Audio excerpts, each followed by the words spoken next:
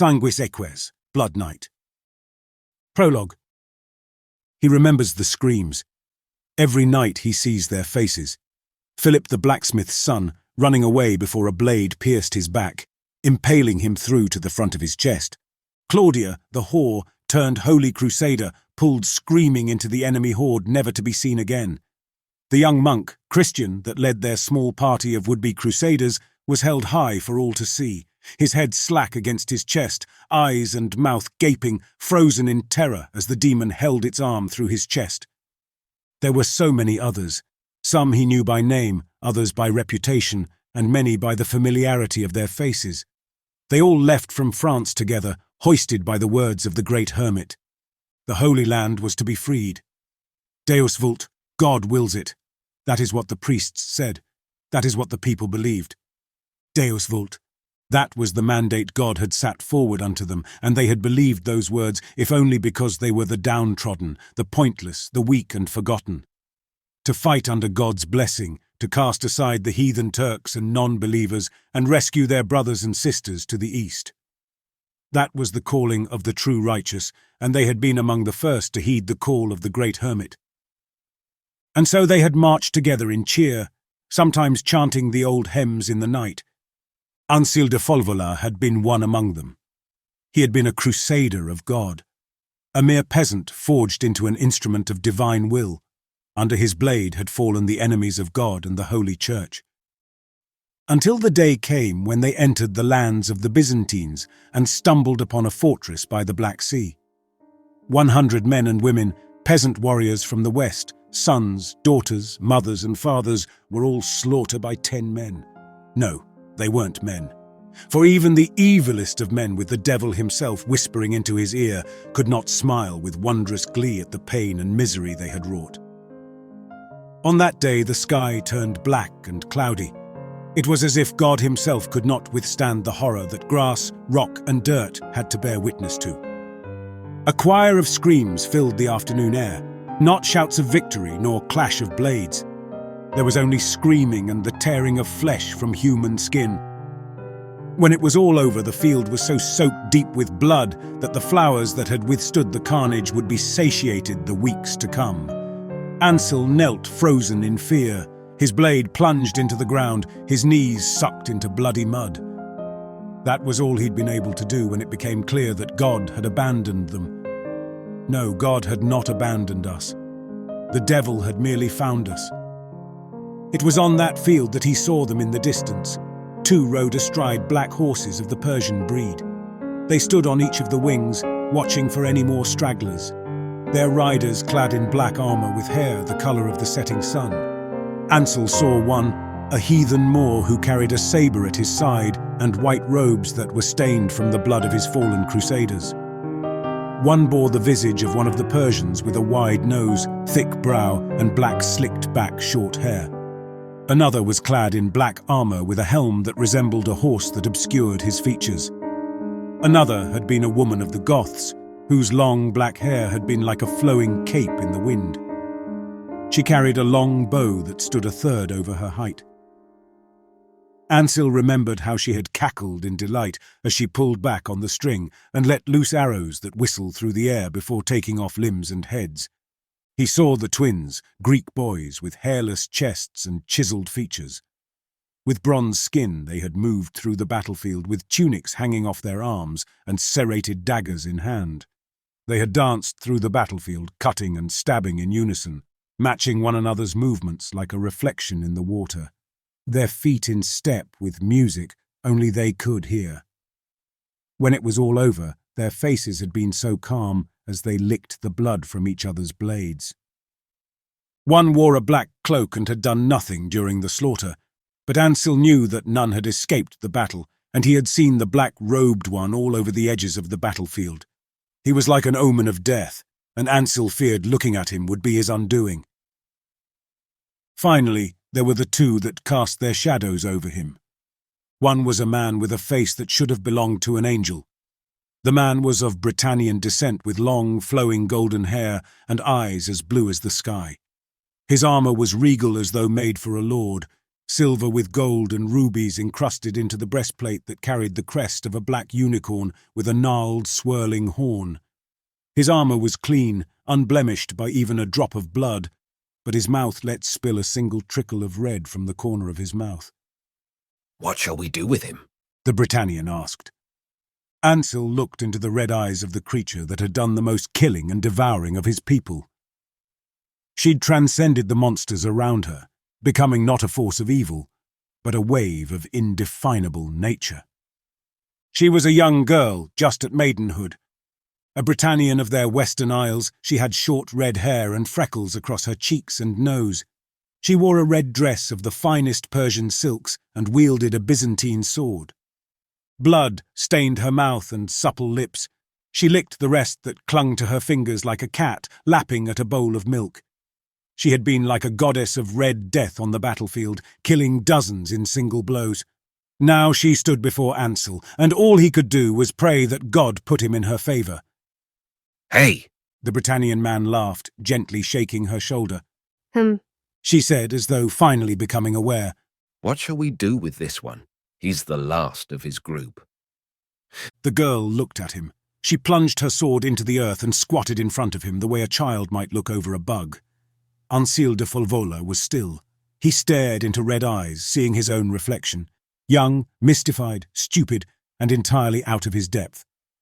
He had come to the land of the Byzantines to free the Holy Land, but instead he had been tested by God and had been met with demons beyond anything he dared to imagine.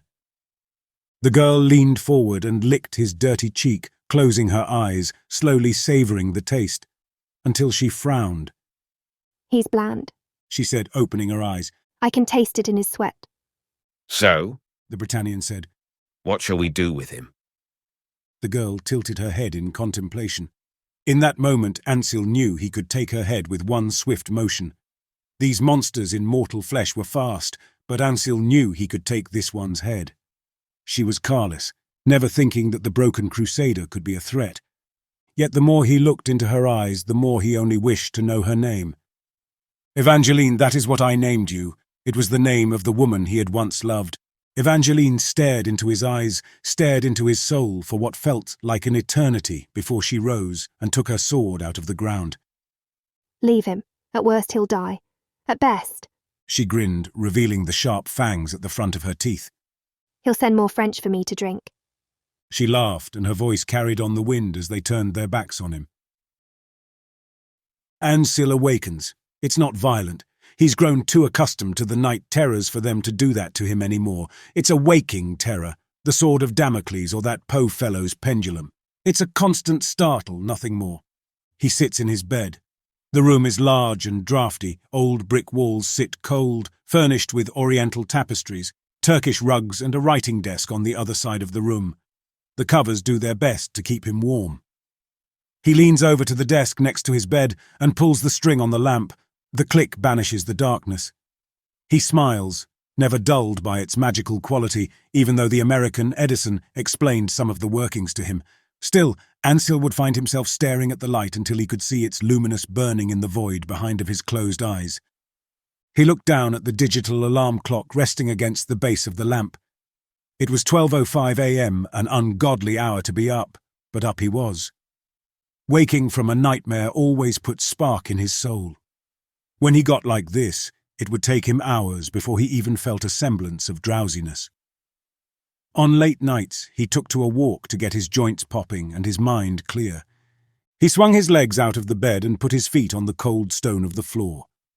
He went over to his wardrobe in front of his bed and took out his favourite night robe made of white silk fabric with black pinstripes. He quickly put it on and went to the door. Pressing his fingers onto the damp wood, he pushed on the door, hearing the creak and whine of the hinges. The old fortress had been renovated into a church in the late 1370s and then into a nunnery in 1940. Its hallways still had the telltale markings of war, a cut to deep in the masonry, a murder hole here and there. None of the sisters knew just how bloody these halls had been once, nor the ghost that hunted them, and Ansel wanted it to stay that way. He wanted none to know the horrors he'd faced that day, nor the ones he'd come to know in the battles afterwards. He realized that day, as the winds of the Black Sea kissed his back, that God had never abandoned them. His friends and crusaders had been his test. God had been readying him to face the evils that men only dreamt of in their worst nightmares. Deus vult. Ansil de Folvola would dedicate his life to this new mandate God had set forth before him. His crusade had never ended. He walked through the courtyard, taking in the smell of the flowers at the corners of the court. In the mornings, some of the sisters would come and pray for hours until breakfast. He passed into the side halls and ascended the steps of the western tower. He scaled the tower's wide spiral staircase as the white rays of the moon filtered in from the arrow slits in the walls, stopping only once on the middle landing to catch his breath. He remembered during the nunnery renovations he could sprint up the steps with little issue like he always could. Ansil blamed all the nuclear testing the Americans and Russians had done. They'd spoiled the air somehow. He could feel it in his bones no matter what anyone said. He made his way up to the battlements and stood between one of the massive garnet defense walls. Below him the grass and fields were as green as the day he first set eyes on them, and the air from the Black Sea kissed his neck. The moon was full and shined pristine light onto his face. Remembering fond memories. A familiar voice whispered. His heart nearly burst, and he caught himself on one of the emplacements before he could fall 30 meters below. "Don't sneak up on me like that." He looked over to see her.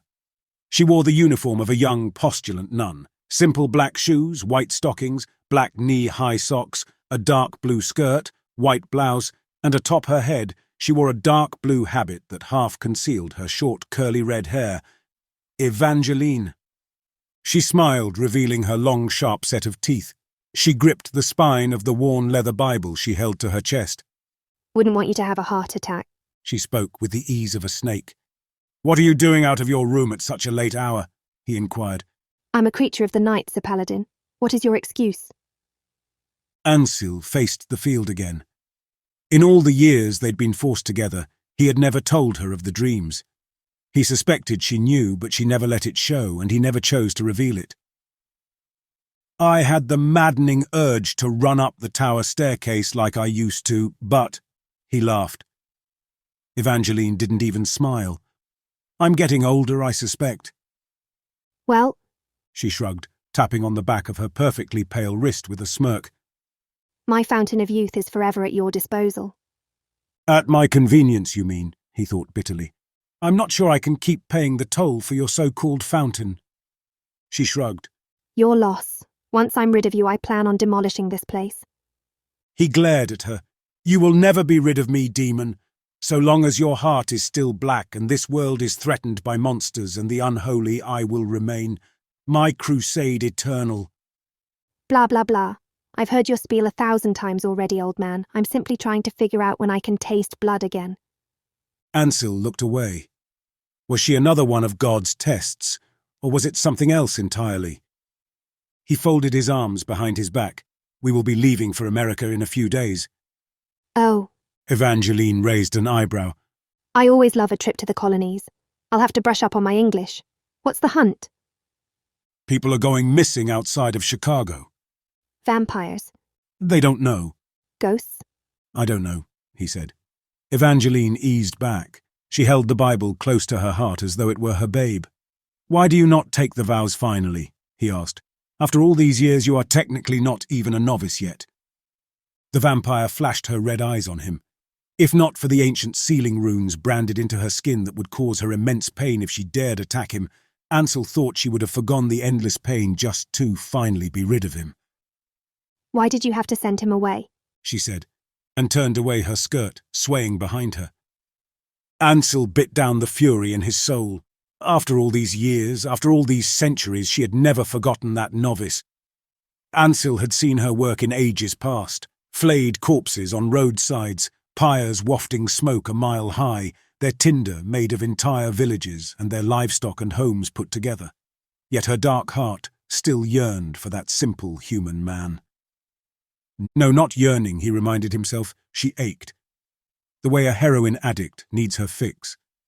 That black-hearted monster could never truly love anyone, and she could never be loved.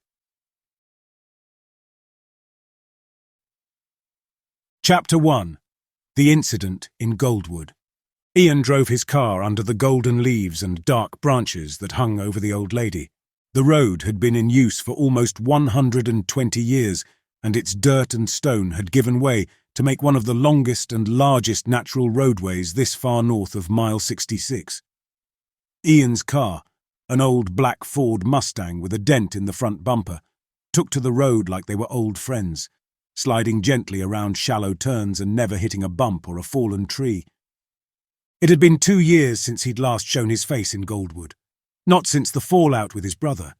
It hadn't been pretty, not for anyone, let alone his parents, but the days were different, bleaker, confiding. Fate, or rather simple circumstance, had bid him to return to his childhood town. Goldwood was a hidden place, like Avalon of the old fairy legends. Tucked away in the back roads and medieval forest of Illinois, it was the kind of place you could only find if you were born there or if you got god-awful lost. It wasn't on any modern maps, and you'd be screwed trying to find it on the computer. He always knew how to get to Goldwood, though. Even when he was in Chicago, if he found his mind wandering off while driving, he would get onto the highway and be a tenth of the way there by the time he caught himself. It was like some natural inclination to go home, like the way the salmon did battling upstream to lay their eggs. Ian wasn't coming home. Hadn't steered himself into his natural inclination for something so noble and positive as spreading his genes, though, he laughed. He didn't think his genes were good for passing on anyway if a few girlfriends and a cheated-on fiancé had anything to say about it. No, he'd come home because of something raw, something simple. Murder. In the Windy City, people had been going missing. Ian worked for a local paper operating out of the West Side in a dingy-looking building a few blocks down from a house full of gangbangers and drug dealers.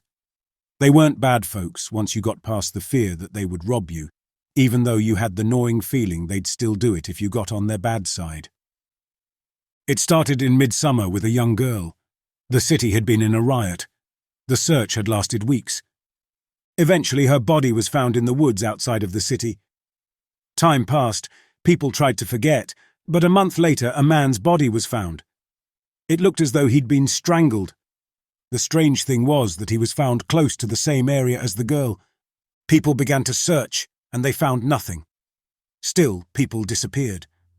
The major news sites blamed the kidnappings and killings on the dubbed Tree Stalker.